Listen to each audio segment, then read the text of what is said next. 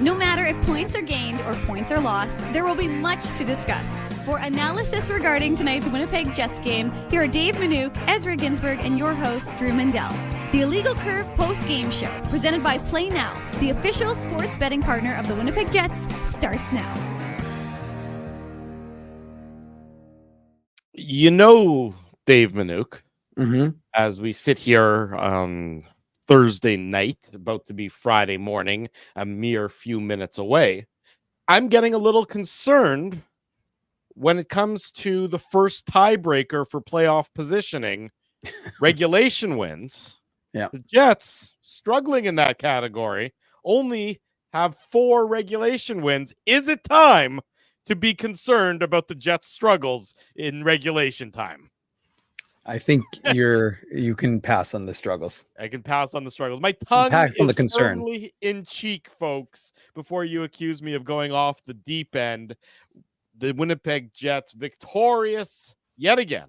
Not once, not twice, not thrice. I'm losing out of not fingers. 4 times, not 5 times, not 6 times, but 7 times in a row to start the 24-25 season, winning 4-3 in overtime over the Seattle Kraken.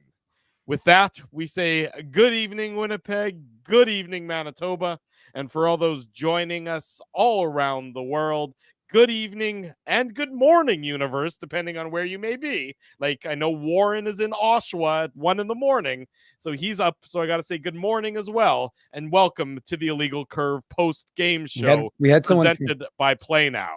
We had someone from Queensland listening to us to our last show. So welcome to the folks down under.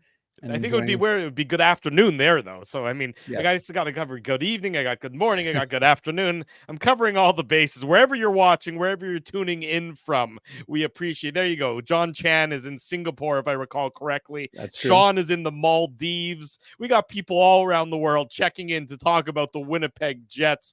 Victorious again. 4-3 over the Seattle Kraken. And it's a win, and it's in the winning side of the ledger. But honestly, Dave, I think of the 7 games the Winnipeg Jets have played so far this year, this was probably, I mean, you know, maybe the Chicago game, certainly they played down to their opponent, but I thought this was the stiffest test that they have faced so far this season. The Seattle Kraken impressed me with the speed and their tenacity and their ferociousness in today's game. And nonetheless, the Winnipeg Jets come out ahead, winning 4-3 in overtime. Yeah, I mean, it definitely had its miscues, much like the broadcast with the audio that didn't work for the first period. The first period was awful for the Jets, and it was awful for the broadcast. Yeah. Someone, as I said, you know, it's all out of sync, and they said just like the Jets, and I said that's actually pretty appropriate. The Jets, much like the audio video, were out of sync in that first period. And look, you have to credit your opponent. It's not always so much about the team that we're talking about, which is our focus on, I should say, is the Winnipeg Jets. But of course, you have to credit Seattle. Seattle's not a bad team. They'd won, I think, 3 in a row before losing to the Avs on Tuesday. Mm-hmm. So, you know, they were 4-3, 2-1 in their own building, but not a bad team and a fast team. And, you know, they really stretched the Jets out a little bit and tried to use speed to break the Jets game plan. So you credit what they were able to do because, you know, they came out in that first period and they really, like I said, the Jets looked disjointed and out of sync, to put it nicely. They woke up obviously in the second, so that's a good thing for them. But, you know, again, some lapses and some miscues and some mistakes end up burning the Jets. It's not something, Drew, we've seen very much. It's not something we've been able to talk about very much this year. That's right. But, you know, at the end of the day, it's another lesson you can learn, right? And more importantly, because this is the most important part, Minnesota's winning. Yeah. Colorado started winning. Yeah. St. Louis is winning. Like it's amazing that the Jets are now 7-0, 14 points, and the only real team that they've put a significant amount of distance on. That when I say real team, I mean a team that they're actually, you know, somewhat concerned before the season began. We're been concerned about are the Nashville Predators. Yeah. So Minnesota's right there, right? You've got Dallas right there. So I'm just saying it's amazing the Jets are 7-0, and yet they're not that far ahead of some of the other teams in the Central. So it's critical that they picked up another 2 points and they banked them. And look, 14 points, guys. That's, I'm not going to say that you can already lock them down for a playoff spot, but they're getting pretty close to this point, Drew. I mean, what they have done is they've given themselves that cushion. There's going to be a time during the course of this season, because it happened last year too, even when they had the cushion, where you go through the struggles, where you go through and you can't, string 2 passes together. You can't string 2 victories together. And all it does by winning these games is it makes that struggle, which is inevitably going to happen, it makes it that much more tolerable, because it's probably not going to be a backbreaker, or at least it shouldn't be a backbreaker. You always want to win 7 in a row. You always want to win more than 7 in a row. It just so happens that the Jets have won 7 in a row to start the season. That in and of itself is what is so unique about it. I think they're the first Canadian team. I saw a stat, the NHL came out with their, they come out with a package of Dave Minuk-esque stat prior to the games Potpourri. Yeah, every afternoon, and they were coming out with something. The Jets, I think, are the first Canadian team since the Montreal Canadiens in some year, like maybe 07 or 08, to start by winning 7 games in a row. If I can pull it up in the course of the broadcast, the actual number, I will. But it's just impressive. Is really what it boils down to. On a night that I thought the Jets, quite frankly, weren't the better of the 2 teams on the ice. I thought Seattle was certainly the better team to start the first period. They were certainly the better team in the latter half of the third period when they were pushing for the equalizer, which they eventually got. I thought the Jets just weren't as crisp. I thought Neil Pionk and Dylan Samberg, Pionk in particular, I thought he struggled in tonight's game. I thought this was, shades of the Neil Pionk of last year, where we hoped we weren't going to see that on a regular basis. His reads were off. His decision-making, to me, was a little bit off in tonight's game.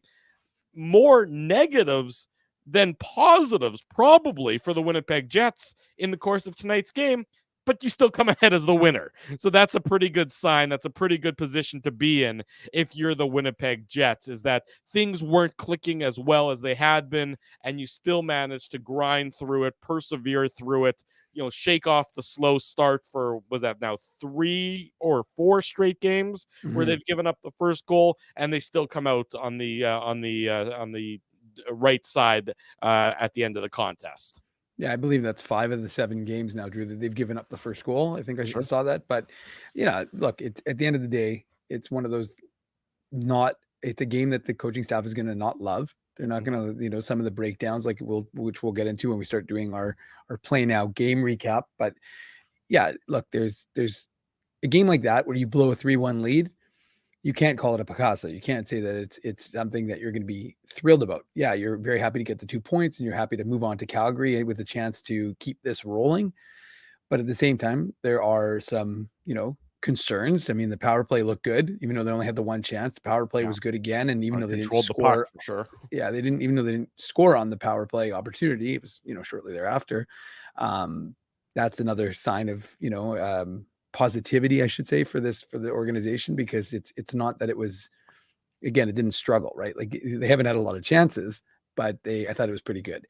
So, I mean, like I said, there's some areas of concern, but there's always going to be, right? Like, this is 7 games into an 82 game season. So there's a lot of hockey still to be played.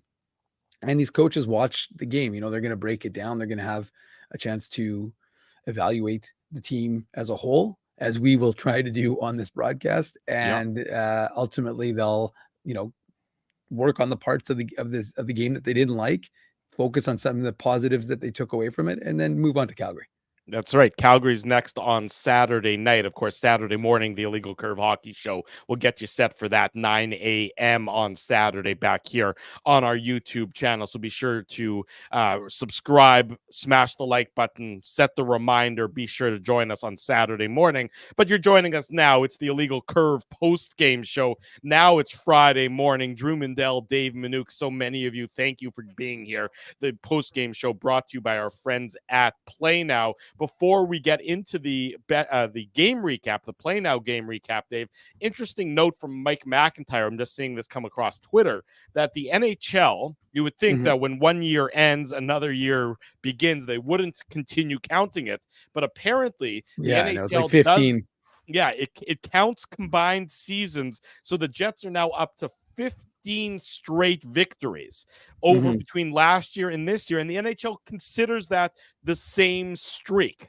The NHL and their rule and their record keeping is always a little bit weird, but the NHL considers that the same streak. So the Jets now, by virtue of the victory tonight, have tied for the fourth longest winning streak in NHL history, albeit over 2 seasons in this case. Pittsburgh has the longest at 17. Edmonton and Columbus have 16. And then the Jets are over there now at 15 consecutive regular season victories. And then, of course, Calgary coming up on Saturday, and then Toronto on Monday back at home for the one-off before they head back out on the road. So just a little interesting tidbit regarding the Jets and their continued success dating back to last year. It's odd that they can count it that way, but like I said, it's not my decision making. Well, I'm just going to throw out 2 points. Number one, in response to your qualifier about how the NHL makes weird decisions with respect to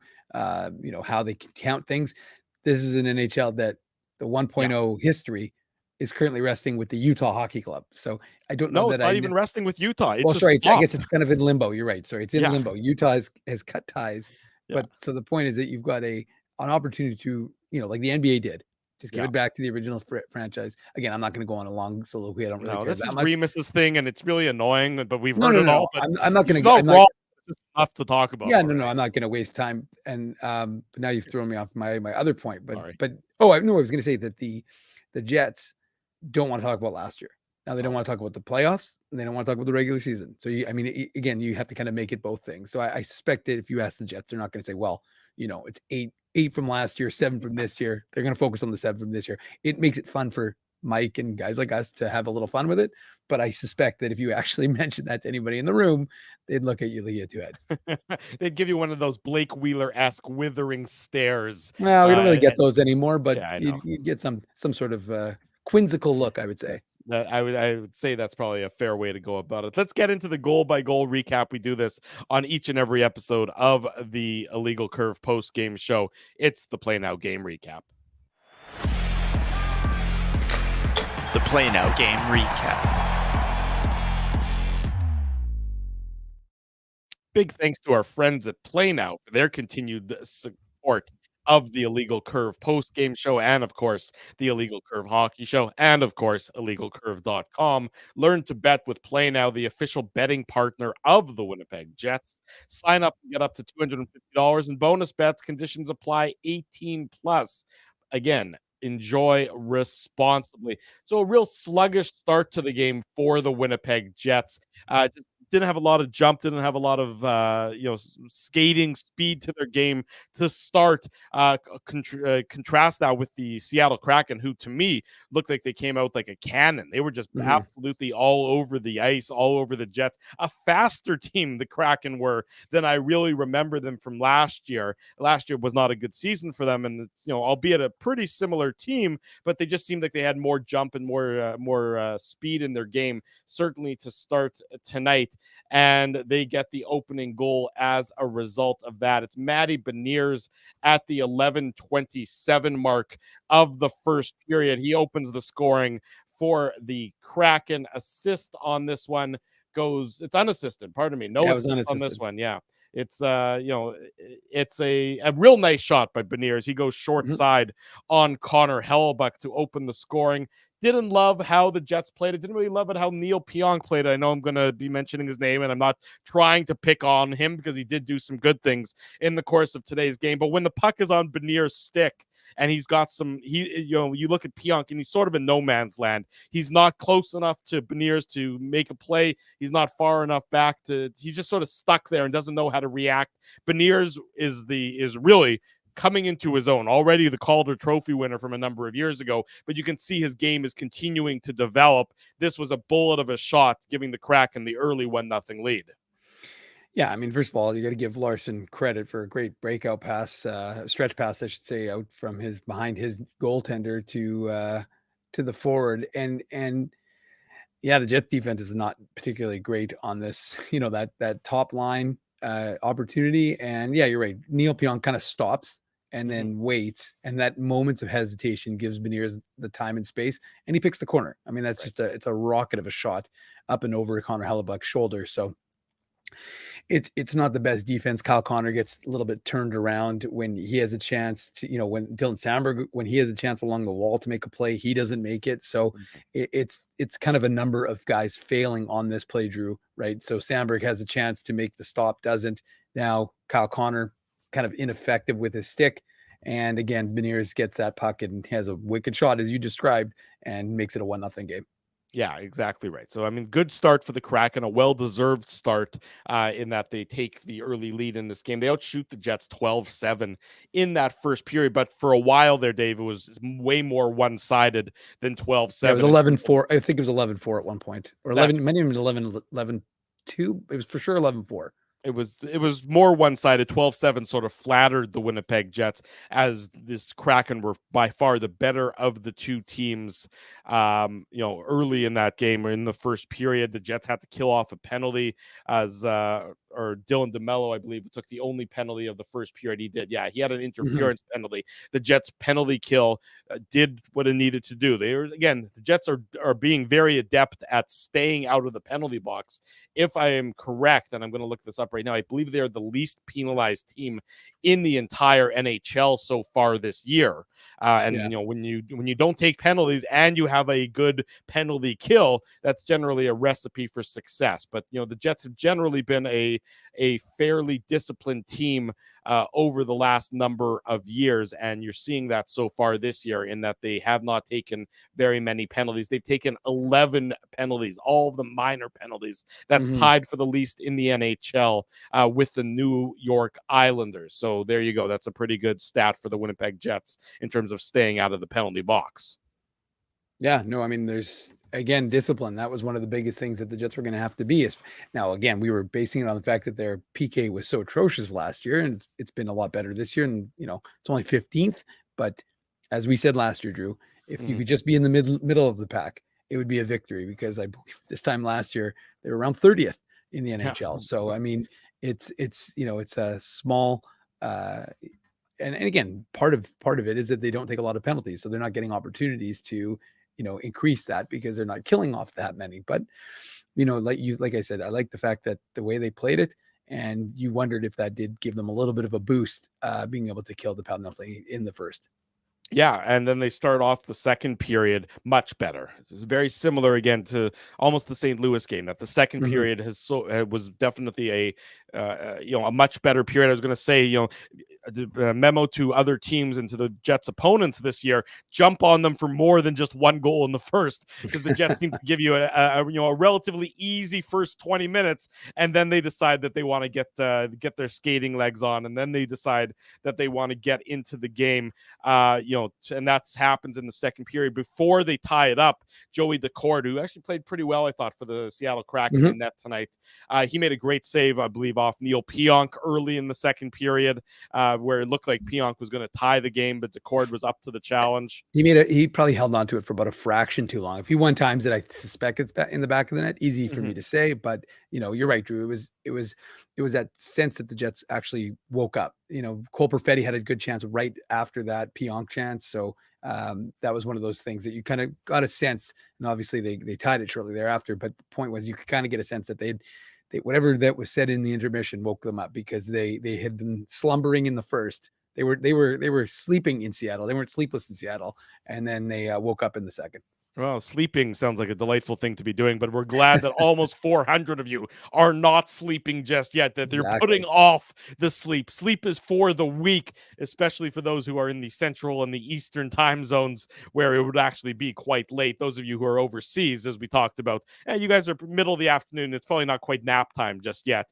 But in any event, we appreciate you all joining us here. 1-0 after 20 minutes. Pionk with that great chance early in Drew, are you just going to ignore John W.'s value here? Hey, John, look, bald is beautiful, my friend. And make sure you read it for the people in the chat here. Oh, so yeah, for the people on the podcast, John W is saying that if the Jets get to 8-0, he's going to get Drew's haircut, my haircut, which means, of course, the cue ball look. I don't know what John's hairstyle presently is, so I can't say if that's a large sacrifice. He might already be bald. We don't really know. Maybe he's holding on to the last vestiges of a once great civilization of hair, and it's time for it to, go by the wayside. But whatever it is, John, if the Jets win on Saturday, we're going to hold you to it, and we expect to see that beautiful cue ball head of yours to look like me. And if you want to borrow a red sweatshirt and really take on the full Mindell persona, I'm sure we can make arrangements to that effect. Jets tie it up at the 3:56 mark of the second period. Nino Niederreiter, he's on fuego, if you will, and I don't know how you would say that in Swiss, but we're going to say it like that. It's his third of the season, assist to Mason Appleton and Adam Lowry. And, to surprise of nobody, Nino Niederreiter gets goals by being right in front of the net, by being net hungry, by having strong net drives. And he's rewarded on this one, the Appleton shot, and it sort of pinballs and bounces in off of his big body, giving the Jets the equalizer and tying the game at 1 goal apiece. But strong net front presence for the Winnipeg Jets has been a secret to success for the last number of years, and it really does start since they acquired Nino Niederreiter. Yeah, but I mean, like that was a particularly painful goal for the Winnipeg Jets. Adam Lowry gets a high stick to the face, so he doesn't even get a chance to celebrate with his teammates because he's in pain, dealing with the fact that he just got slanged across the face. And then Nino Niederreiter is rubbing his chest because he just got that puck right in the chest. And I'll be honest with you, I kind of agreed with Seattle when I saw what looked like a kicking motion from Nino when you just watched it live. And then when you watched the replay, you realized he was just turning and the puck was already in the net. And that's just a veteran move by him, to know that he's where he is, presence of mind, to know that the puck hit him here, the net's right there, and he just kind of kept on going forward. So he's a veteran. He makes no mistake. And credit Mason Appleton, revenge game for Mason Appleton from those, his time in Seattle.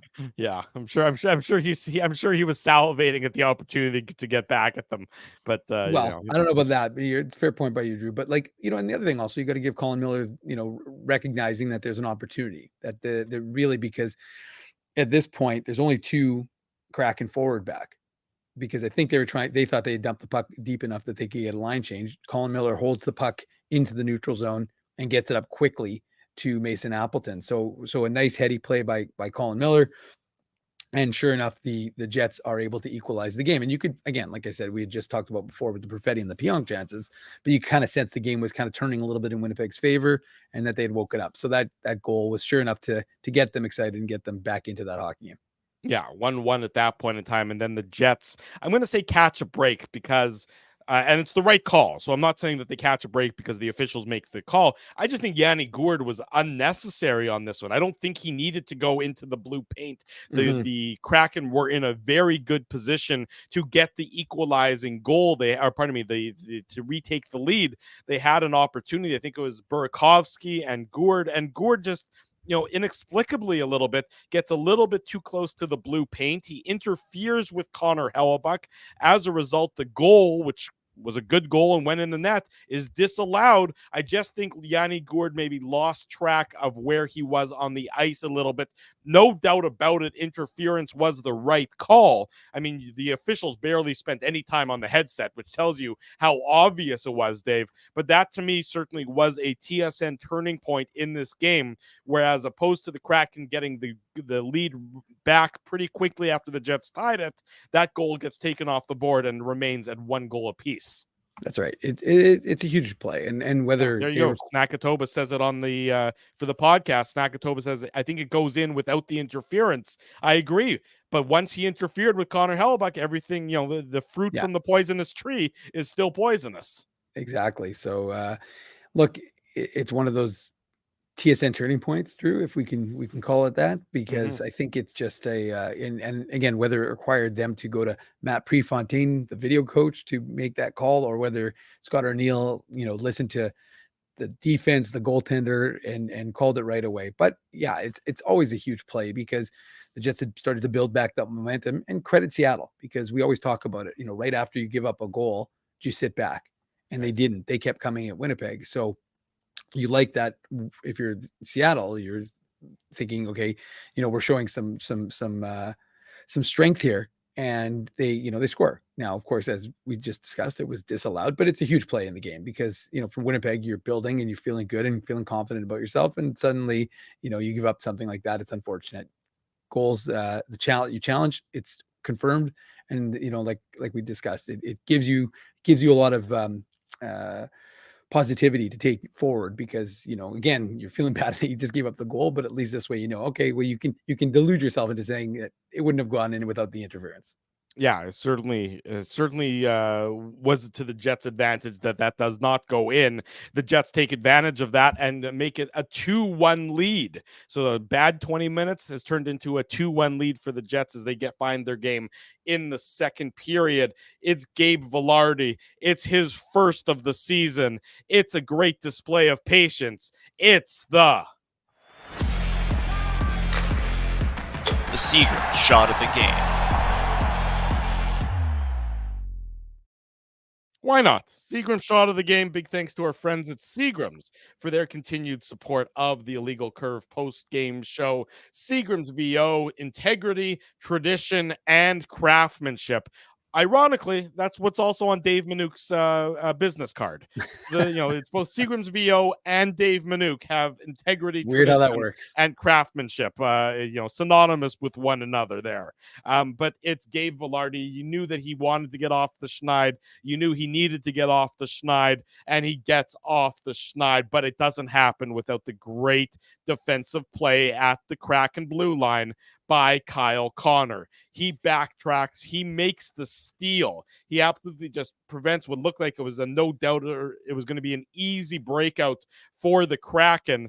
Instead, Kyle Connor, with his very skillful stick, keeps it in, feeds it to Scheifele. The Kraken defensemen sort of give up on the play, thinking that it's both out of the zone and should be whistled for an offside. Lo and behold, it was not an offside. It wasn't even that close to being offside. No. But it's Connor to Scheifele. He feeds it to Vilardi. Vilardi is behind Adam Larson. He outweights Joey Decord and just sneaks it, sort of banks it in off of Decord's skate and just over the line and back out to give the Jets the 2-1 lead. This coming in the second period at the 15:05 mark. So late in the second period, the Jets lead 2-1. Yeah, and I don't think anybody needed a goal more than Gabriel Vilardi. I remember someone asked to speak with him, so he came out and he's like, "What do you guys want to talk to me for? I haven't done anything." He's probably the most honest guy in that room when he talks about his own game. So I mean, I think that he had to be overjoyed to get that. And you're right. We pillory sometimes Kyle Connor's defensive play, and there's way better so far this year, for sure. But again, that was a real nice. I mean, I don't know. It's not necessarily a defensive. I guess it's defensive because the offense has the puck. You're back, and you got to get on that puck. It's a defensive play in the offensive zone. Sure, and but it's a nice play, and it's a heads up play. And what's also heads up is the fact that it wasn't clear that Vilardi goal went in. Like, I mean, it was when you watch the replay, but the official on the ice, right. But what I'm saying is that, but the cord went back to make the save because he didn't know if it hit the post and came out. And Connor similarly went to try and put that puck in the net. So you like the fact that he didn't, stop trying to score just in case it didn't go in. But all I was going to say is that, you like for Vilardi, that's exactly what he has to do. He has to be in tight. That's his bread and butter. That's his area. That's his bread and butter. That's what he does best is he creates time and space for himself, and he's got slick moves when it comes to being in front, and I'm sure goaltenders are aware when he's there that he's got a kind of a bag of tricks that he can kind of draw from. So, like I said, for a guy like Gabe Vilardi to get on the score sheet and to contribute, that's big because, Mark Scheifele has a number of goals. Kyle Connor has a number of goals. A number of other guys have a number of goals because the team of Jets have been scoring. He hasn't been one of them. He had 3 assists coming into today's game. So for him to finally get that goal and, he'll start to feel good about his game. And that's important because he's a big piece of the Jets puzzle, and they need him to be going. I mean, the Jets' top line, as per usual, lost the Corsi battle. They Yeah. tend to lose the Corsi battle. If they could ever get it so, remember way back when they first became a line, if they can ever get it so that they get back to that controlling pace of play where they can really win against other teams' top lines, that further changes the dynamic of this entire season. Because the fourth line didn't have a great game tonight, which is the No. exception. Rather than the rule. Usually they've been the better of the two teams, but we know that the Lowry, Appleton, Niederreiter line is just absolutely eating their minutes. They're now up to, I mean, I guess it wouldn't, it was sort of a mishmash of players on the ice for Niederreiter's second goal of the game, which we'll get to momentarily. But they're up now 6 goals for, 0 goals against at 5-on-5 this season. I'm sure that stat, I think it came from Mike Kelly, was floating around social media earlier today. They've played the most minutes at 5-on-5 in the entire league without having a goal scored against them, which is obvious, and having scored 6 goals themselves. Right. So when you can beat your opponent 6-0 in terms of your goals for, goals against, you're doing something good as a line, as we've discussed. So second period ends, Jets lead 2-1. They do kill off another penalty. It was 14 seconds after Velarde scored. Adam Lowry went to the box for a slashing call that he did not agree with, but the Jets did a very good job again killing off that penalty. The only note I made on it, there was a real nice defensive play there by Dylan Samberg, who had a good sort of interception and then clean clear of the puck when the Jets were shorthanded late in that second period. There was a good chance for Cole Perfetti in that second period, and then a big hit by Will Borgen on Vlad Nemesnikov later as the Kraken, who had been struggling for a lot of that second, I thought sort of found the game a little bit towards the end of the second, and the game began to get a little bit more physical and began. Kupari got a big hit. I think he was hit big in the third, maybe. Mm-hmm. I think. Yeah. I'm just saying, like they started to get a little more physical. You're right. That's right. They began to get a little more physical. After 40 minutes, though, the Jets have that all-important 2-1 lead, having scored twice in that second period. They score once in the third period as well. It comes at the 4:21 mark of the third period. It's Nino Niederreiter, his second of the game, his fourth of the year, assist to Cole Perfetti and Neil Pionk. It's a nice pass by Pionk up the left side to Perfetti. And again, we've said Cole Perfetti's vision a multitude of times already this season, and you saw it again here. This is just after the penalty for the Kraken expires. It's 3 seconds after the penalty expires. So the Jets had an effective power play. The top unit for the Jets had a ton of zone time and some okay opportunities. And then with really only about 20 or 25 seconds left on the penalty, the second unit gets on the ice. And just after it expires, it's Perfetti with a beautiful cross ice pass to Nino Niederreiter. Everybody leaves Niederreiter alone. They're focused solely on Perfetti, and he makes no mistake putting it past Joey Decord to give the Jets the 3-1 lead. This at the 4:21 mark of the third.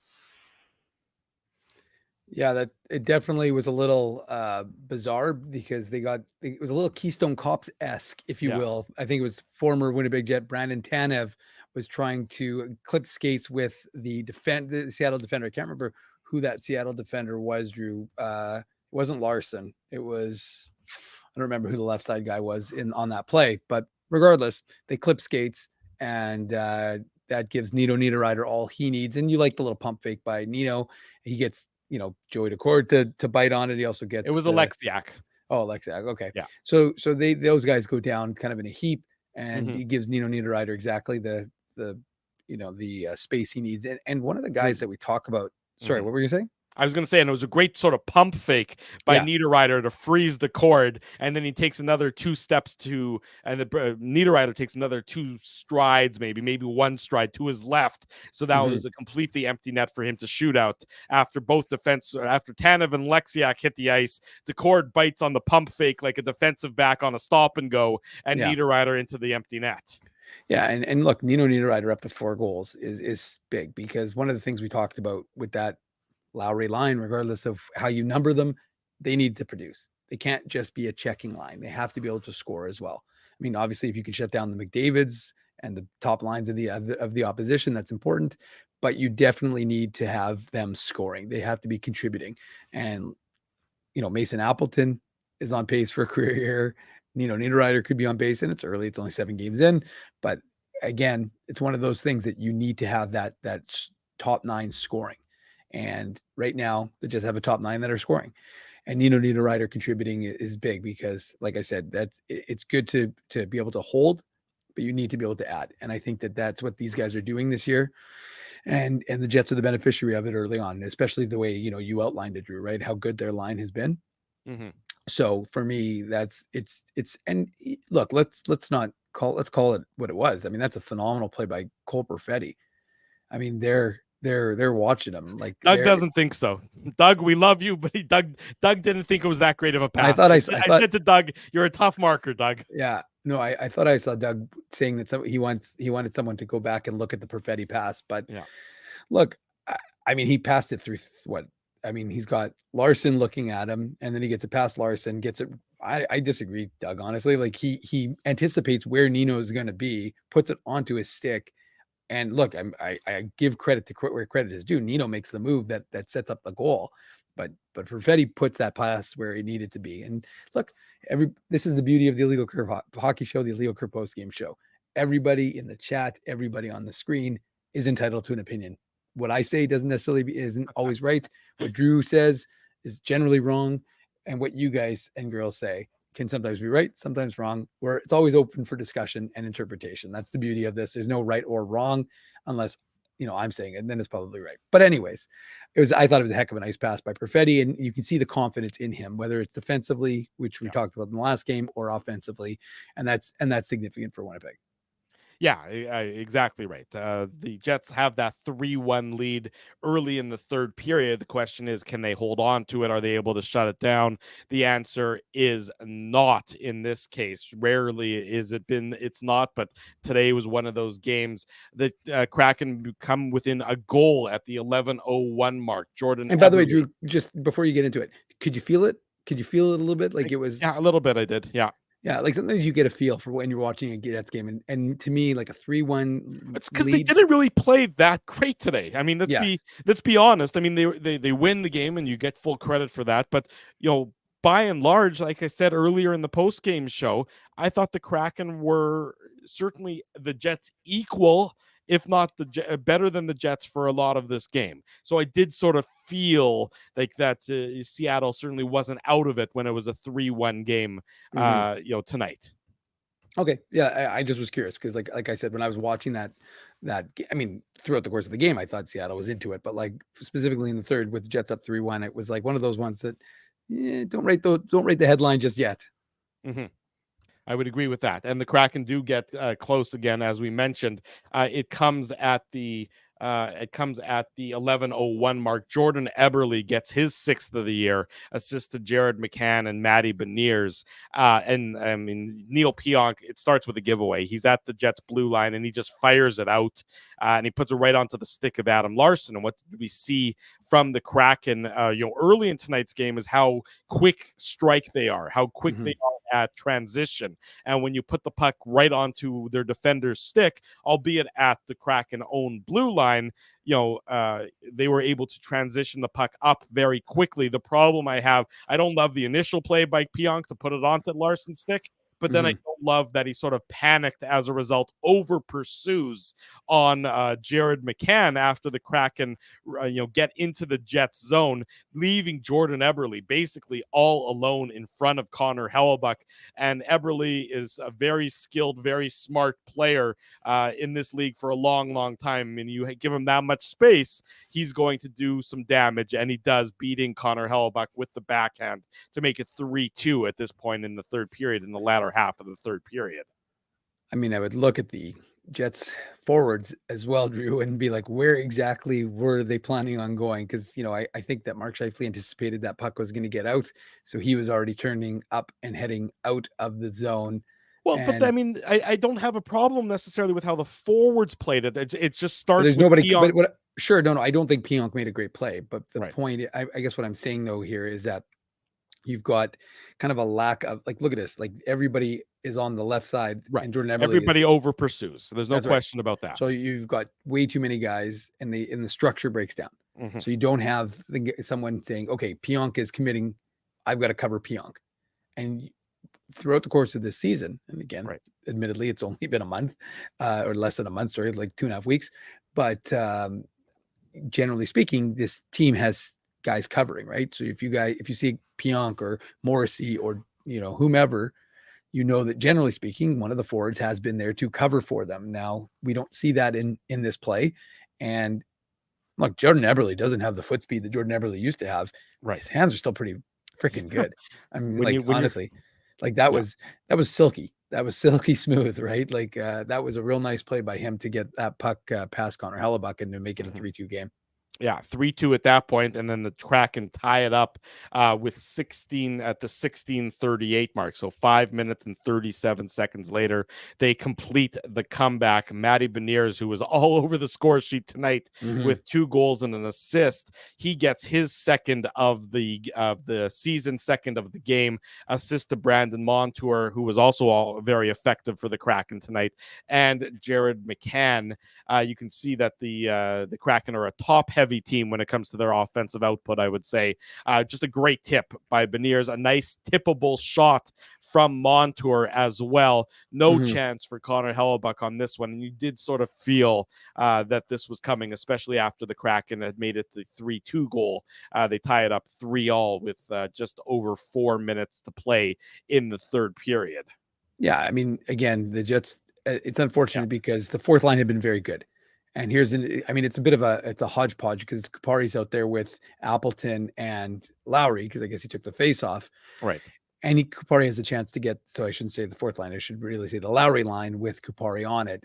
And the problem is that he is along the boards, has a chance to clear the puck and doesn't. And that, we always say like the puck's rolling on him a little bit. It gets cut up in his equipment and then it falls and it kind of lands on his stick. And then at that point, Drew, I mean, again, there's a bit of a gap and Pionk doesn't tie up Beniers. So sure enough, he gets that beautiful tip past Connor Hellebuck. But again, it's one of those unfortunate sort of situations where you've got to tie him up. So that's a tough play by Neil Pionk because you're not really doing anything. You're not serving any purpose. You're not blocking the shot. Well, you're not blocking the shot. Right. And you're not tying up your man. So then what are you doing exactly? You're not doing anything. And so because similar of it, to the first goal, I would say, right. Yeah. Just stuck in no man's land.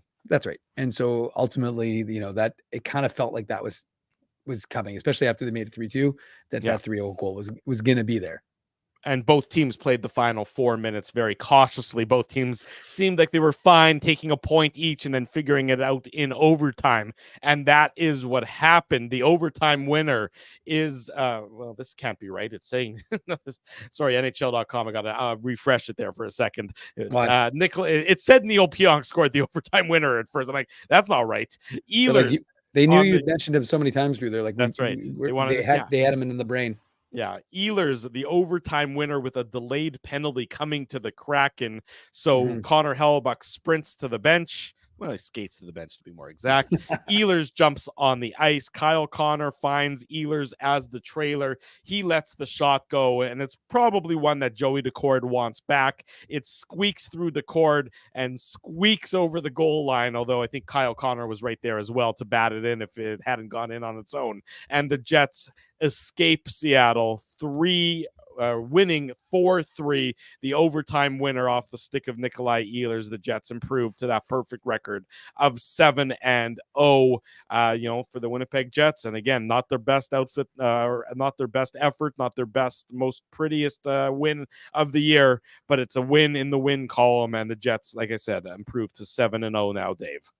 Yeah, I mean, it's when this team has numbers in overtime, it's a problem. When you have Kyle Connor, Mark Scheifele, and Nikolai Ehlers out there, and even Neil Pionk, who often plays almost like a forward to a certain degree, you know that you've got a significant advantage. And yeah, Seattle definitely is standing around a little bit. They're kind of caught off guard by sometimes the penalty's called, you're kind of almost waiting for that automatic whistle, but that whistle, you got to play till it actually happens. And Nikolai Ehlers shot, how much confidence does he have right now, right? So he's, this is a guy who's contributing, his line's contributing. Scott Billick of the Winnipeg Sun wrote an interesting column, which was featured in the Winnipeg, I guess it's the Winnipeg Jets Afternoon Links on illegalcurve.com. And I'll probably put it in the morning papers as well. But he just talked about how the confidence that line kind of felt in terms of how they, it was just interesting to hear the way Ehlers talked about it, how they weren't working as a trio. They were working individually, where guys would be like, one guy would go in and then another guy would go in and a third guy. They wouldn't be going in as a unit. And he said they just weren't on the same page. And now, and again, this isn't about that line specifically, but just you can see it, right? That line seems to have a little more jam, a little more chemistry, whatever you want to call it, in terms of how they're working together. And Ehlers' game overall, you can see the confidence that he's experiencing, although he did look for a penalty, even though he didn't realize. I think it was a little friendly fire when he got tripped, sometime, I don't remember when it was in the third period, but he looked for a call. And I was like, well, I don't think a call's coming unless you want it against one of your teammates. But ultimately he scores. And, again, it's his third goal of the season. You want him scoring, you want him feeling good. And he is, and the team is, because they are now 7-0-0 to start the season, which is, again, it's a record for the city. Something we've never seen. I believe Joe Pascucci was saying it hadn't even been done by a WHA team. So, I mean, this is they're in heady territory is where they are. That's a good way of putting it, Drew. Yeah, 7-0. The Jets are 4-3. The victors in Seattle tonight. When we come back on the Illegal Curve post-game show, we'll bring you some post-game comments if we get some from the Jets dressing room, plus some interesting stats regarding tonight's contest. Don't go anywhere. Couple more minutes to go, and then we promise you can go to bed. Drew Mandel, Dave Manouk, the Illegal Curve post-game show presented by Play Now rolls on this Friday morning. We want to thank you for not betting with Play Now and choosing our illegal gambling site instead. Because we couldn't afford things like this without your money. So much of your money. Now you might have questions like, do our profits benefit your community? No. Or bet with Play Now, Manitoba's local legal and secure gambling site. Dining, entertainment, parking, and convenience, all in one spot. City Place is located in the heart of downtown Winnipeg, attached to the Canada Life Centre. Whether you're working, living, or out for a night in the downtown, make City Place your go-to destination before or after the fun finds you. Lunchtime, game time, anytime, visit City Place at 333 St. Mary Avenue, next to Canada Life Centre. Holt Dental, the new official dentist of Illegal Curve, has a philosophy rooted in two unyielding principles: genuinely caring about patients and providing outstanding service. Being a patient of Holt Dental means more than just checkups and treatments. It's taking the time to listen and talk to each patient so they can achieve the best long-term health, functionality, and aesthetics for their teeth, mouth, and gums. Conveniently located at Grant Park Festival on Taylor Avenue, Holt Dental is dentistry of the highest quality in a comfortable and relaxed environment. For more information, visit holtdental.ca. Oh, and there's plenty of free parking at the front door, too.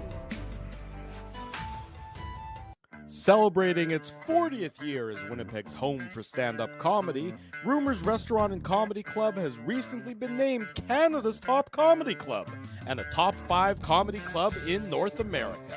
From birthday parties to date nights to fundraisers and everything in between, Rumors is your destination for the best and most affordable live entertainment Winnipeg has to offer. For more information on upcoming shows, Rumors' incredible promotions, and to purchase tickets, visit rumorscomedyclub.com. So you're a pizza person, you married a wing person, but somehow your kids are salad people. You can't pick your fam, but you can pick your BP meal deal, starting from $18.99 for takeout or delivery at bostonpizza.com. Welcome back to the Illegal Curve post-game show presented by Play Now. Drew Mandel, Dave Manouk with you on this Friday morning. I just went and rewatched the Nikolai Ehlers overtime winner. If it hadn't trickled over the line, it was actually him who had skated around everyone to get back there. He would have pushed it over the line himself if the momentum of the initial shot hadn't quite made it there. So a good hustle, a good shot by Ehlers, and then a good hustle to chase after the shot to follow up his own shot, as he would have put it in if it hadn't already gone in to give the Jets the 4-3 overtime winner. Post-game comment from Jets head coach Scott Arniel, this courtesy our buddy Jamie Thomas. Quote, I think both coaches might be tossing that one away. It was sloppy both ways. I don't mean to be disrespectful to Kraken head coach Dan Bylsma and his team. We weren't very good in the first. That's what Scott Arniel said. He continues to say, we were a lot better in the second, third. We did everything we needed to do, but made a couple of mistakes that ended up in the back of our net. But at the end of the day, like I said before, it's 2 points. It's on the road. Move on. That's Jets head coach Scott Arniel succinctly summing up his impression of the Jets' performance tonight versus the Seattle Kraken, Dave. Yeah, I think that's a fair point, right? I think they'll review it and move on, because sometimes you just have to put it behind you. But I mean, I think there's some things that they're going to definitely want to look at, especially like we said, Drew, like in terms of the gap was way too big for Seattle, and you just have to you have to figure out, you have to be better, because especially with like higher quality opponents. That's gonna hurt you. Well, if you remember last year, the Jets often struggled against teams that were strong in transition. I mean, for years now, the Vegas Golden Knights were a team that the Jets have always had trouble with, and they've been strong in transition. And the Kraken tonight, very strong in transition. I thought the Jets struggled with it at times. So you wonder if that is sort of maybe a continuing Achilles heel for this Winnipeg Jets team, and how they defend and how they structure their play. But it's certainly something they'll need to clean up a little bit, throughout the course of the season. And look, that's the whole key, right? You have to be able to establish these are the problems that are getting exploited on. Like we talked about with Scott Arniel the other day when he was asked about Pittsburgh, building a wall at the blue line to prevent the zone entry on the power play. How do you, when you have a team that puts a wrinkle into your plans because they're trying to, institute some sort of something against you that they think that they can exploit, how do you evolve? How do you adjust to handle that? And that's what's incumbent on this coaching staff to figure out, so you can, continue to have success through the ways you've done, but also to show that you're not going to be rigid and you have to be able to evolve, because otherwise, again, like you said, Drew, that stuff gets exploited over time because there's too much game tape to be able to figure out, okay, this is where they're weak. And if teams see that you're not adjusting, well, they're just going to continue to find better ways to exploit it. Yeah. Final quote tonight goes to Gabe Vilardi and talking about Nino Niederreiter. Quote, he's someone I watch a lot in practice, the things he does around the net, the things he works on. I try and work on those things too. He's been around for so long, said Vilardi about Niederreiter. He's been a goal scorer around the net, and I kind of see myself as similar to that, a guy that's going to score his goals around the net. He's got incredible hands, and he uses his body well. So if Gabe Vilardi wants to learn from Nino Niederreiter, I think that's there's a lot to learn there when it comes to scoring goals from within a couple feet of the blue paint.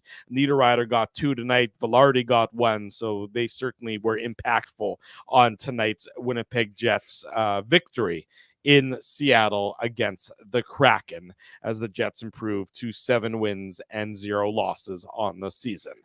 Yeah, very impressive stuff. Oh, by the way, sorry, Drew, I know we're not going to do a Manouk Moose Minute because it's just been practice this week, but it's not going to be practice for long.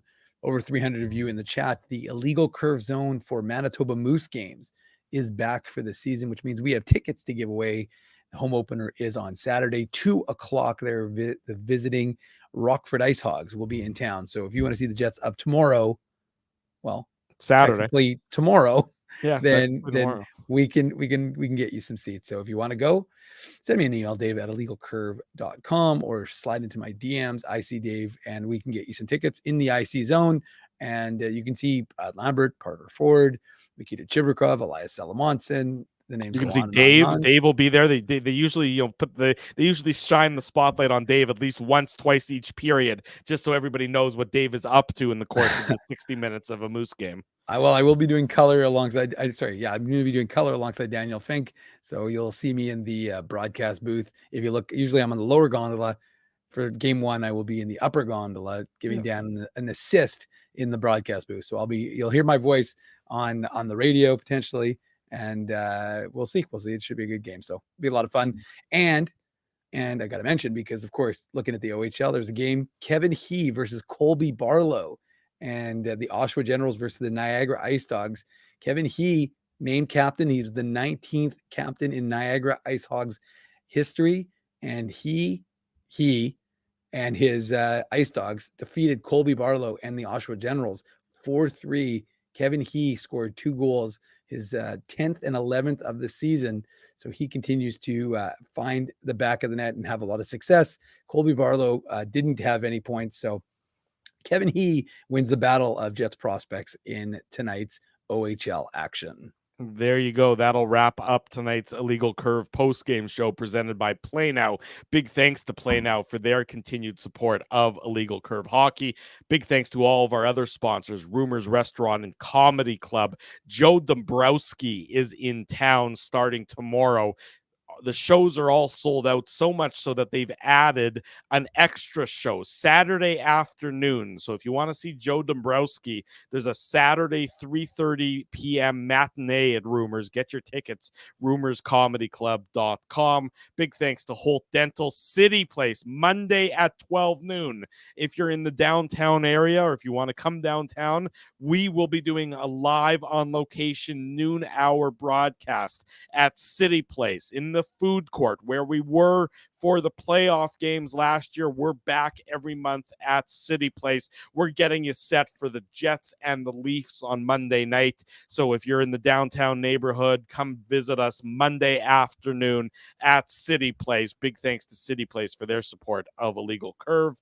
Boston Pizza. We're next to Boston Pizza later in the month of November. More information about that coming up shortly. And of course, our friends at Seagram's. They sponsor the shot of the game. Support these fine businesses because of their continued support of Illegal Curve hockey. Winnipeg Jets, they head into Seattle victorious 4-3 in overtime, improved to a perfect 7-0 so far in the 2024 just like we all predicted 2025 season, just like we all predicted. If you haven't already done so, smash the like button, subscribe to the YouTube channel, subscribe to the podcast, leave us feedback here, there, and everywhere. We want to hear what you have to say about the shows. Thanks everyone for joining us. For Dave Manouk, I'm your host, Drew Mandel. Until Saturday at 9 a.m., we wish you, I guess, good night, good morning, good afternoon, wherever you're tuning in from. Most importantly, good luck as well. Thanks for watching the Illegal Curve post-game show.